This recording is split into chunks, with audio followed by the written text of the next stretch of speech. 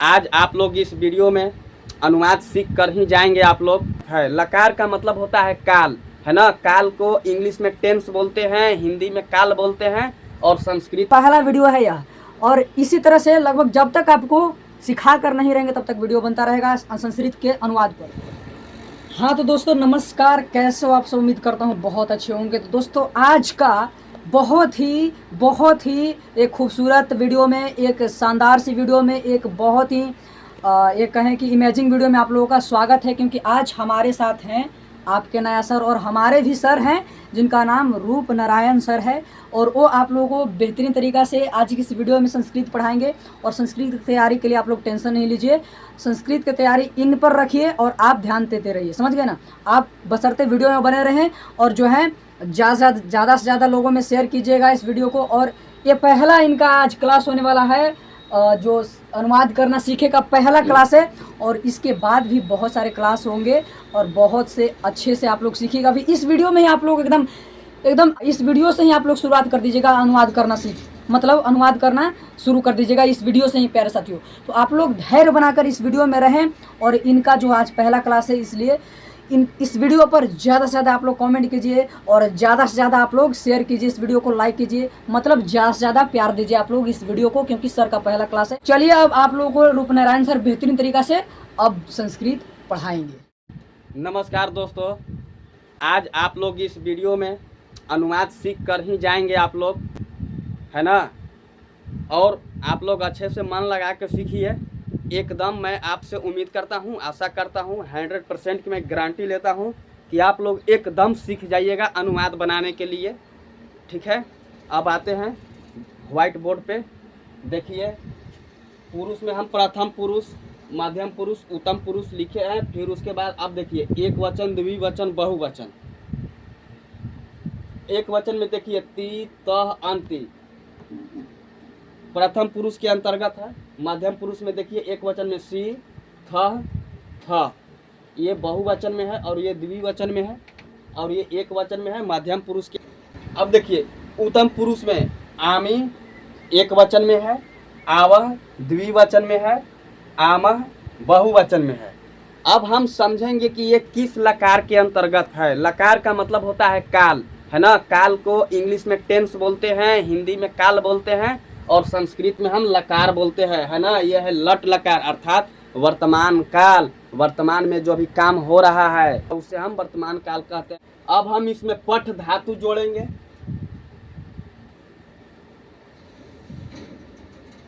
ये मेरा पठ धातु है। अब हम इससे रूप बनाएंगे। जैसे देखिए तीतः, अंति, सीथ, थ, आमी, आवह, आमह है। अब हम इसमें पठ धातु को क्या करेंगे, जोड़ देंगे। देखिए हम यहाँ पठ धातु जोड़े हुए हैं। पठ जोड़ती है बराबर पठती, तह में भी जोड़े हैं पठ जोड़ तह बराबर पठतः, अंतिम में भी हम पठ धातु लगाए हुए हैं। देखिए गलती से हलंत छूट गया था, कोई बात नहीं है, मैंने हलंत लगा दिया है। पठ जोड़ अंति बराबर पठंती है। ये मेरा प्रथम पुरुष में एक वचन में पठती है, द्विवचन में पठता है, बहुवचन में पठंती है ना। अब देखिए पठती का मतलब क्या होता है। पठती का मतलब होता है पढ़ता है। पढ़ता के मतलब पढ़ते हैं, पढ़ता है, पढ़ते हैं, इसका भी मतलब होता है पढ़ते हैं। इस सब के बारे में हम थोड़ा बारीकी से समझेंगे, है ना। आप लोग यही बोलेंगे कि इसमें भी पढ़ते, इसमें भी पढ़ते हैं, लेकिन दोनों का प्रयोग हम कैसे करेंगे, अलग अलग शब्दों में करेंगे। थोड़ा आप लोग को समझने के लिए हम इसको थोड़ा मेटकारते हैं, ताकि आप लोग प्रथम पुरुष में एक वचन और द्विवचन, बहुवचन में पठती और पठता पठंती के बारे में आप लोग को थोड़ा समझाते हैं। फिर उसके बाद हम मध्यम पुरुष में सी, थ के चालू करेंगे। हम यहाँ लिखे थे पठ धातु लगाए थे ती में। ती जो है मेरा ये तीड़ प्रत्यय है ना। लेकिन हम अभी इसके बारे में नहीं बतलाएंगे, पहले आपको हम बेसिक बतलाते हैं अनुवाद के लिए। फिर उसके बाद हम आप लोग को प्रत्यय, सफिक्स, परफिक्स, जिसको प्रत्यय बोलते हैं, उपसर्ग बोलते हैं, है ना। अब देखिए पढ़ती का मतलब पढ़ता है ना। तो पढ़ता है तो कौन पढ़ता है, वह पढ़ता है, वह पढ़ता है ना। या फिर वह पढ़ती है, वह पढ़ती है, या फिर हम ये भी लिख रहे हैं कि वह पढ़ रहा है।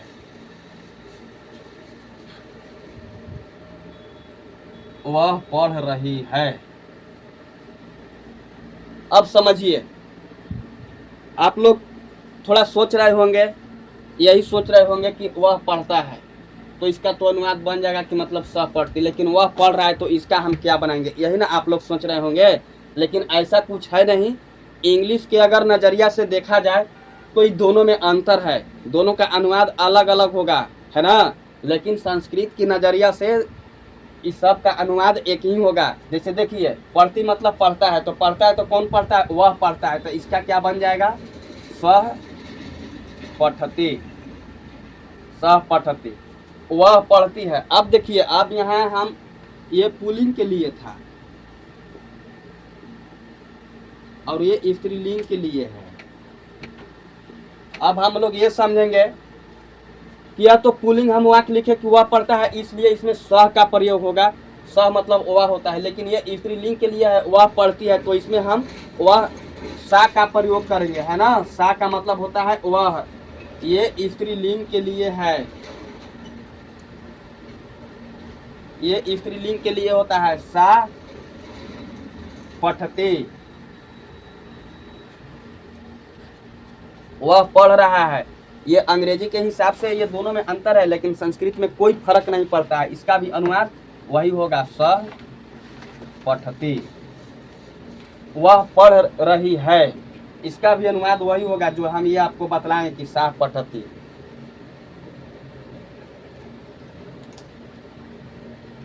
सह पठती। अब देखिए, इसमें कोई गड़बड़ाने की बात नहीं है, समझने की बात है। पठ जोड़ ती बराबर पठती मतलब पढ़ता है, पठ जोड़ तह बराबर पठता, है ना। ये तो हम आप लोग को अभी एक वचन के बारे में बतलाए हैं। अब द्विवचन में चलते हैं। अब आते हैं हम लोग द्विवचन में।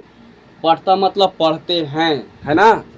अब देखिए, अब हम उदाहरण लेते हैं। पढ़ते हैं तो मतलब कौन पढ़ते हैं भाई, या तो वे दोनों पढ़ते हैं, या तो वे लोग पढ़ रहे हैं, या तो वे दोनों पढ़ती है, या फिर वे लोग पढ़ रही है। इसमें भी दोनों का अलग अलग प्रयोग होगा, स्त्रीलिंग और पुल्लिंग के लिए। देखिए, वे दोनों पढ़ते हैं।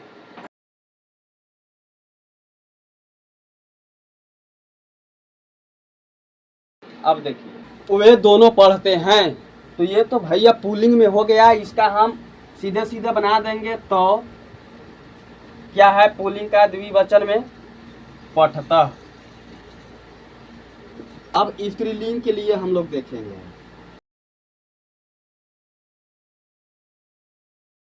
तो इसका ये होगा ते पठता। ये स्त्रीलिंग के लिए है कि वे दोनों पढ़ती है या फिर वे दोनों पढ़ रही है, तो इसका अनुवाद होगा ते पठता।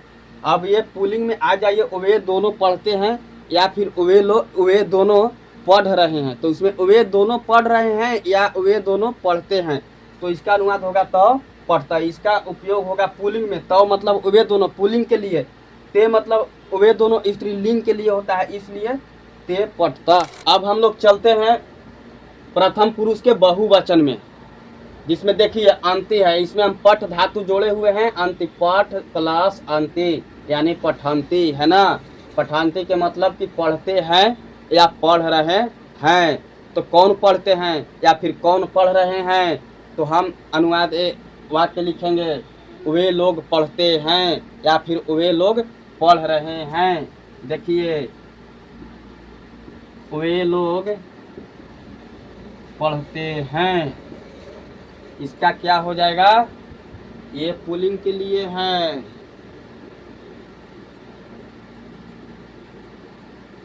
ते पठंती। अब हम स्त्रीलिंग के लिए चलेंगे, वे लोग पढ़ती है या वे लोग पढ़ रही है।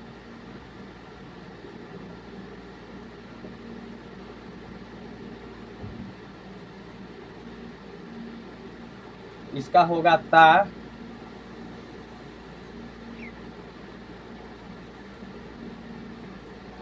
पठन्ति,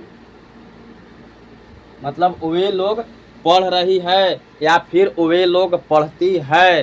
ताः पठन्ति, ये स्त्रीलिंग के लिए प्रयोग होगा।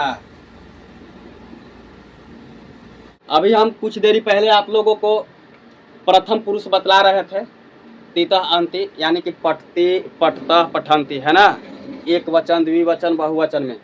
अब हम लोग मध्यम पुरुष में आते हैं, सी थ थ, यानी कि पठ से पठथ पठथ, है ना।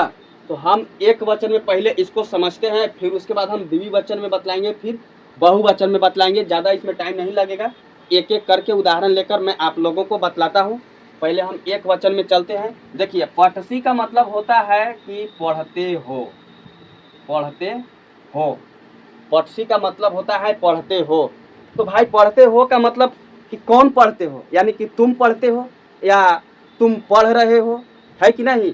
तो ये दोनों का अनुवाद इंग्लिश में अलग अलग हो जाएगा कि तुम पढ़ते हो और तुम पढ़ रहे हो, लेकिन संस्कृत में इन दोनों का अनुवाद एक ही होगा। अब देखिए, तुम पढ़ते हो, तुम पढ़ते हो, तो इसका अनुवाद हो जाएगा त्वम पठसि, या फिर तुम पढ़ रहे हो।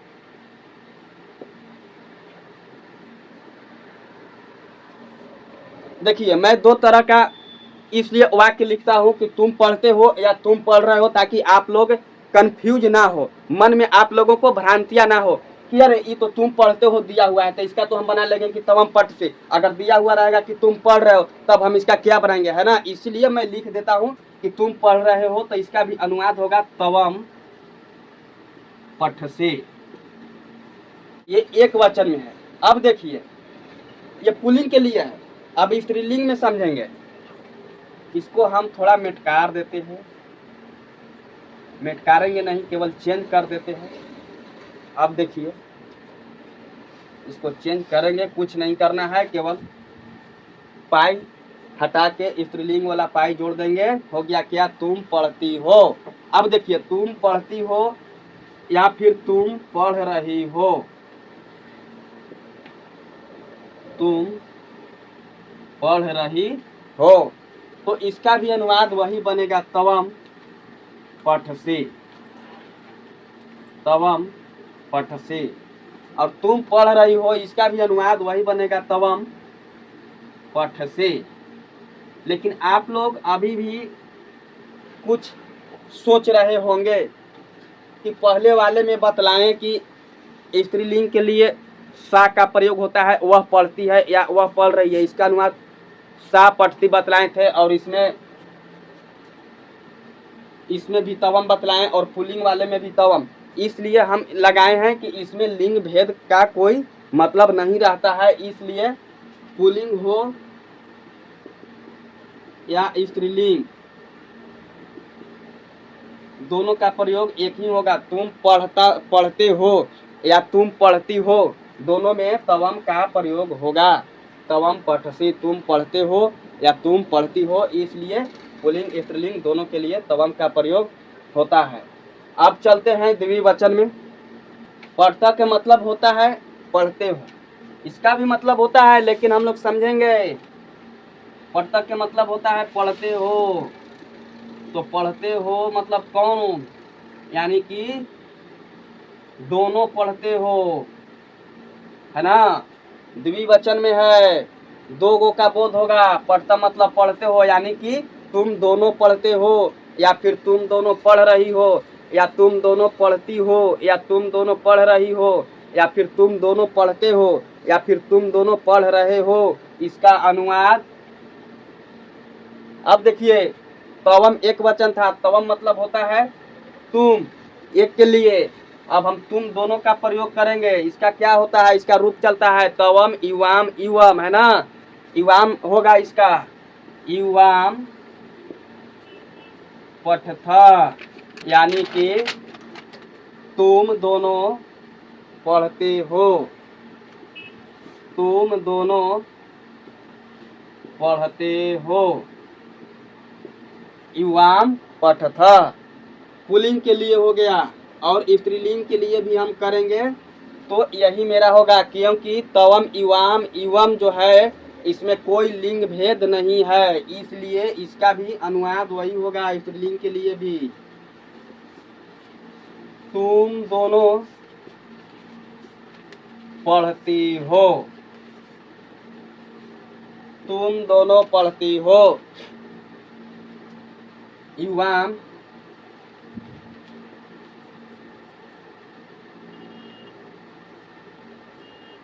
पठथा।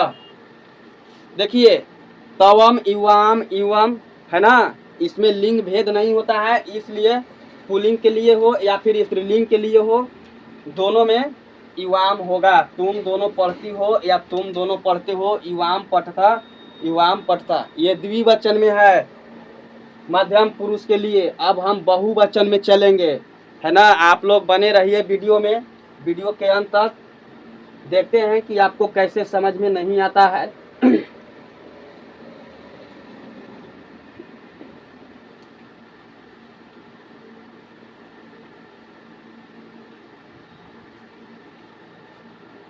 एक वचन द्विवचन तो मेरा क्लियर हो गया मध्यम पुरुष में। अब हम चलते हैं बहुवचन में। पठथा, पठथा का मतलब ही होता है, इसका भी मतलब होता है पढ़ते हो। तो ये मेरा बहुवचन में है, बहुवचन में है पढ़ते हो, यानी कि तुम लोग पढ़ते हो या तुम सब पढ़ते हो या तुम सब पढ़ रहे हो। अब देखिए तुम लोग